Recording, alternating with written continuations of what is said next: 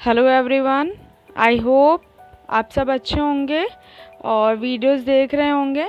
और अगर कोई भी डाउट है, कोई फीडबैक देना है तो प्लीज़ कमेंट सेक्शन में दीजिए सो डैट मैं उसको इम्प्रूव कर सकूं। आज का हमारा डिस्कशन का टॉपिक होगा क्लास 7th का chapter 10 respiration in organism.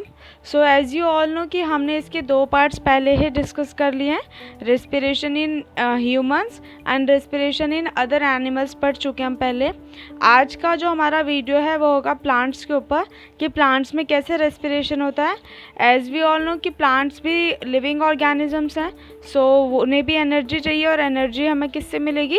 Respiration के प्रोसेस से। तो प्लांट्स में भी रेस्पिरेशन होता है। तो थोड़ा सा तो आपको यहाँ डायग्राम से देख के ही हाईलाइट हो गया होगा कि कैसे हो रहा है ये पूरा प्रोसेस। बाकी हम इस वीडियो में समझेंगे। आई होप आप सबको समझ में आएगी। कोई भी डाउट होता है, कोई फीडबैक देना है, कोई क्वेरी है तो आप कमेंट सेक्शन में ज़रूर दे सकते हैं। Thank you. सो जैसे कि हम सब देख सकते हैं, यहाँ पे लिखा भी हुआ है और हम सबको पता भी है, प्लांट्स भी लिविंग ऑर्गेनिजम्स हैं। तो बाकी लिविंग ऑर्गेनिजम्स की तरह प्लांट्स को भी एनर्जी चाहिए और वो एनर्जी किससे मिलेगी? रेस्पिरेशन के प्रोसेस से मिलेगी। तो वो एनर्जी जो मिलती है हमें, उस एनर्जी का काम क्या होता है? तो हम सभी को पता है, हमारे लाइफ प्रोसेसेस करने के लिए, हमारी लाइफ का सर्वाइवल करने के लिए हमें क्या चाहिए? एनर्जी चाहिए। और वो एनर्जी हमें किससे मिलेगी? रेस्पिरेशन से। रेस्पिरेशन के टाइम में बाकी ऑर्गेनिजम्स की तरह प्लांट्स भी ऑक्सीजन का इंटेक करते हैं एंड कार्बन डाइऑक्साइड का गिव आउट करते हैं। लेकिन प्लांट्स के पास अलग अलग ऑर्गन्स नहीं हैं, जैसे बाकी एनिमल्स के पास अलग अलग ऑर्गन है, ऑर्गन सिस्टम है, तो प्लांट्स के पास वो नहीं है। तो प्लांट्स में ये जो एक्सचेंज होता है गैसेस का, ऑक्सीजन और कार्बन डाइऑक्साइड का, वो कौन से प्रोसेस से होता है? डिफ्यूज़न। अगर आप थोड़ा सा बैक में जाएं तो हमने पिछली वीडियो में डिस्कस किया था अमीबा के बारे में। अमीबा के पास भी डिफ्यूज़न की प्रोसेस के थ्रू ही एनर्जी आती है। तो यहाँ पे भी डिफ्यूज़न होगा, बट यहाँ पे डिफ्यूज़न कौन करेगा? स्टोमेटा। स्टोमेटा नाम सुना होगा सभी ने, लीफ में प्रेजेंट होते हैं। तो स्टोमेटा छोटे छोटे से पोर्स है, स्मॉल पोर्स हैं लीफ के ऊपर, और स्टेम्स में भी, जो ग्रीन स्टेम्स होती हैं उन पे भी होते हैं। तो स्टोमेटा क्या है? 2 सेल्स का पेयर है स्टोमेटा। उन दोनों सेल्स के पेयर को गार्ड सेल्स कहा जाता है। अब ये जो गार्ड सेल्स हैं ये क्या करती हैं? ये ओपन क्लोज मूवमेंट करती हैं। ओपन होती है फिर क्लोज होती हैं, ओपन होती है फिर क्लोज होती हैं। तो ये उसकी ये जो मोशन है वो कौन रेगुलेट करता है? सब्सिडियरी सेल्स रेगुलेट करती है। तो जब गार्ड सेल्स और सब्सिडियरी सेल्स मिल जाएंगी तो क्या बन जाएगा? स्टोमेटल अपैरेटस बन जाता है।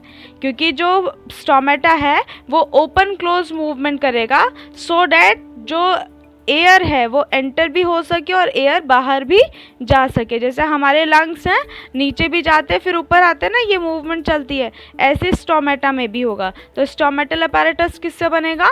गार्ड सेल्स और सब्सिडियरी सेल्स के साथ में। जैसे कि यहाँ पे लिखा हुआ है, गार्ड सेल्स का एक्सपेंशन और कॉन्ट्रैक्शन की वजह से क्या हो रहा था? स्टोमेटा जो है वो ओपन और क्लोज होता रहता है।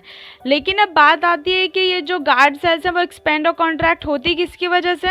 तो वो जो सप्लाई मिल रहा है लगातार मॉइस्चर और लाइट का, हमारे एटमॉस्फेयर से लगातार मॉइस्चर भी गार्ड सेल्स होती हैं प्लांट्स की, वो एक्सपेंड और कॉन्ट्रैक्ट होती रहती हैं, जिसकी वजह से जो स्टोमेटा है वो भी ओपन और क्लोज होता रहता है। अब यहाँ एक फैक्ट दिया हुआ है कि प्लांट्स को एज कम्पेयर टू एनिमल्स कम गैसेस एक्सचेंज की ज़रूरत होती है। तो वो क्यों होती है ये भी जान लेते हैं। क्योंकि प्लांट्स की तरह एनिमल्स एक जगह पे खड़े नहीं रहते हैं, वो मूव करते हैं। एनिमल्स लगातार मूव करते रहते हैं। जब कोई भी बॉडी मूव करेगी तो उसे ज़्यादा एनर्जी चाहिए, मोशन में एनर्जी रिलीज होती है। तो प्लांट्स तो मोशन करते नहीं है ऐसे कि एक प्लेस से दूसरे प्लेस पे जाएंगे, ऐसी मोशन नहीं करते हैं। तो उन्हें कम एनर्जी चाहिए सो डैट उनके बॉडी में जो गैसेस का एक्सचेंज है वो भी क्या होता है? धीरे धीरे होता है। अगर हम बात करें तो सेल्स में ऑक्सीजन की ज़रूरत क्यों पड़ती है? सो डैट ग्लूकोज का ब्रेक डाउन हो सके, carbon dioxide and water release हो सके और एनर्जी हमें मिल सके काम करने के लिए। तो यही सेम चीज़ प्लांट्स में भी होता है। अगर हम बात करें स्टोमेटा और हमारे जो स्टेम है उनके अलावा जो हमारे रूट हेयर हैं, जो कि रूट के पोर्शंस पे लगे हुए होते हैं, और रूट कहाँ होती है, सॉइल में होती है। तो जो रूट हेयर हैं वो भी करते हैं डिफ्यूज़न का प्रोसेस, मतलब कि गैसेस का एक्सचेंज करते हैं। सॉइल में ऑक्सीजन है, वो सॉइल से ऑक्सीजन ले लेते हैं और कार्बन डाइऑक्साइड सॉइल में छोड़ देते हैं। तो रूट हेयर भी यहाँ पे किसका काम कर रहे हैं, डिफ्यूज़न का, इट मीन्स कि रेस्पिरेशन का। अगर अब हम बात करें तो प्लांट्स में स्पेशली जो ऐसे प्लांट्स जो कि वुडी हैं, जिनकी स्टेम जो है वो वुड की बन चुकी है अब, तो उस वुडी स्टेम में क्या होता है, छोटी छोटी सी ओपनिंग्स होती हैं। कई बार आपने नोटिस किया होगा कि स्टेम का बाहरी पोर्शन जो होता है उसमें भी थोड़ा मॉइस्चर होता है। तो वो क्यों होता है, क्योंकि वहाँ ओपनिंग्स हैं, और वो उस ओपनिंग्स को हम क्या कहते हैं, लेंटिसल्स कहते हैं, ताकि गैसेस का एक्सचेंज वहाँ से भी हो सके। तो यहाँ रिएक्शन दी हुई है जो हमने पहले पढ़ी थी, एरोबिक रिएक्शन।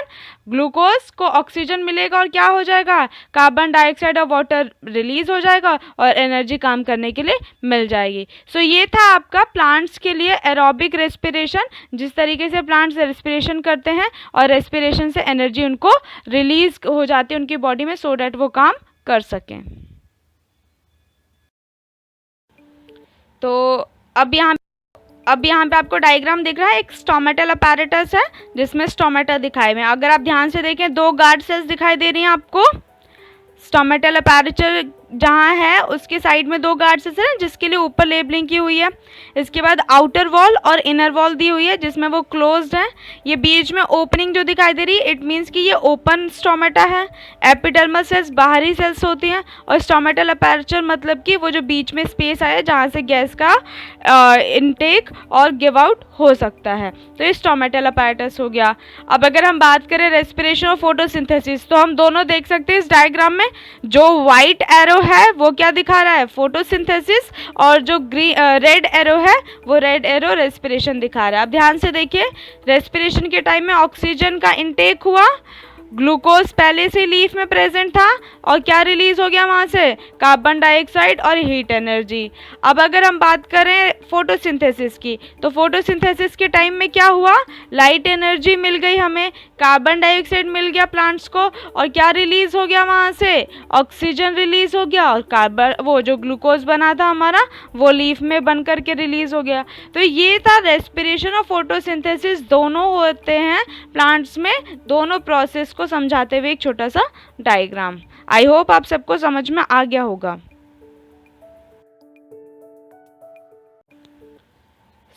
अब यहाँ एक कंपैरिजन टेबल दी हुई है रेस्पिरेशन और फोटोसिंथेसिस के बीच में। तो रेस्पिरेशन की अगर हम बात करें तो रेस्पिरेशन के टाइम पे क्या होता है, जो हमारे डाइजेशन का प्रोडक्ट था जैसे ग्लूकोज, तो वो किससे रिएक्ट करेगा, ऑक्सीजन से रिएक्ट करेगा, और क्या प्रोड्यूस करेगा, कार्बन डाइऑक्साइड एंड वाटर, और एनर्जी रिलीज हो जाएगी सो डैट हम वर्क कर सकें। वहीं अगर फोटोसिंथेसिस की बात करें तो फोटोसिंथेसिस के टाइम पर क्या होता है, ग्रीन प्लांट्स क्या करते हैं, ग्लूकोज बनाते हैं, किसका यूज़ करके, कार्बन डाइऑक्साइड और वाटर का यूज़ करके, in the presence of sunlight and chlorophyll. तो डिफरेंस दिख रहा होगा आप लोगों को, रेस्पिरेशन के टाइम में ग्लूकोज टूट रहा है और फोटोसिंथेसिस के टाइम पे ग्लूकोज बन रहा है। रेस्पिरेशन के टाइम पे केमिकल एनर्जी कन्वर्ट हो जाती है हीट एनर्जी में, जबकि वही फोटोसिंथेसिस के टाइम पे लाइट एनर्जी कन्वर्ट हो जाती है केमिकल एनर्जी में। समझ में आ रहा है सभी को भी।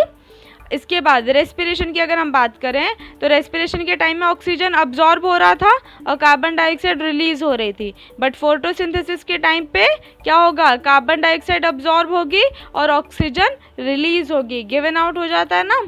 इसी तरीके से रेस्पिरेशन जो होगा बॉडी के अंदर होता है। अगर हम ह्यूमंस और एनिमल्स की बात करें तो एंजाइम्स के साथ होता है, बट फोटोसिंथेसिस सिर्फ और सिर्फ ग्रीन लीव्स में ही होगा, और किसकी प्रेजेंस में, सनलाइट और क्लोरोफिल की प्रेजेंस में। इसी तरीके से रेस्पिरेशन दिन और रात दोनों टाइम होता है, क्योंकि भाई एनर्जी तो दोनों टाइम चाहिए ना इंसान, किसी भी लिविंग ऑर्गेनिज्म को लाइफ के सर्वाइवल के लिए, तो दिन रात होता है रेस्पिरेशन। बट फोटोसिंथेसिस सिर्फ तब होगा जब उसे सनलाइट मिलेगी, मतलब कि डे टाइम में। तो ये था एक कंपैरिजन टेबल रेस्पिरेशन और फोटोसिंथेसिस के बीच में। आई होप आप सबको समझ में आया होगा ये सब कुछ जितना आज मैंने समझाया।